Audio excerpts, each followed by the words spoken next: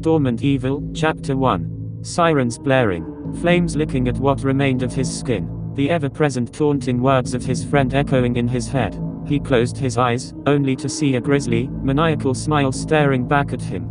Lou walked up to the scene of chaos, fixing his police badge as he carefully studied the pandemonium going on around him. Dozens of ambulance and fire trucks sat outside of the now charred building, pulling its patrons out in shock blankets. The gigantic neon sign above them flickered on and off, with traces of scorch marks all over the sign's bright red letters. He cleared his throat as his partner Paul walked up to him, holding his forehead in obvious annoyance. "It's a shit show out here, Lou, but at least it's a lucky one. No one was hurt in the fire, and we only pulled 2 bodies out of the basement.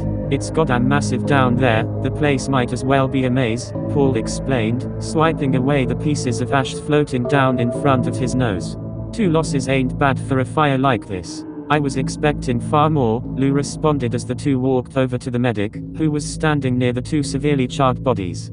"Hey Louie, looks like we're gonna have a long night on our hands," the medic said, Lou shaking his head in agreement. The medic turned and pointed to the body on his left, which was burned but still recognizable. It was an elderly man, with his gray hair stained black by the flames and his glasses fused to his melted flesh. "Poor guy, looks like he got stuck in a room and was slow burned. We won't be able to identify him until we get to the coroner's office." "This guy didn't fare as well," the medic stated as he shifted his attention to the other body. The other man, if he could have been called that now, looked completely charred, with his flesh being melted and stapled to the debris and metal around him. He looked horrible, and Lou knew his death was just as equally horrendous.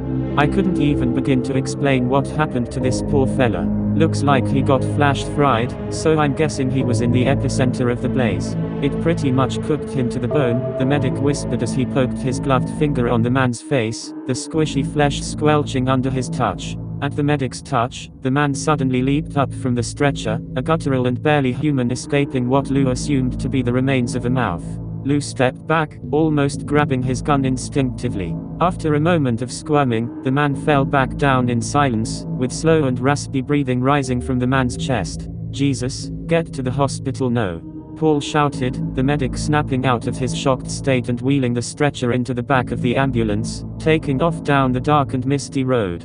"That guy might know what the hell happened in there. You go and wait for his recovery, I'll stay here and try to piece together this tragedy," Paul said as the two parted ways, Lou climbing into his police sedan, already lost in thought. He started it up and drove down the road, unaware of the depth of the mystery he was about to uncover.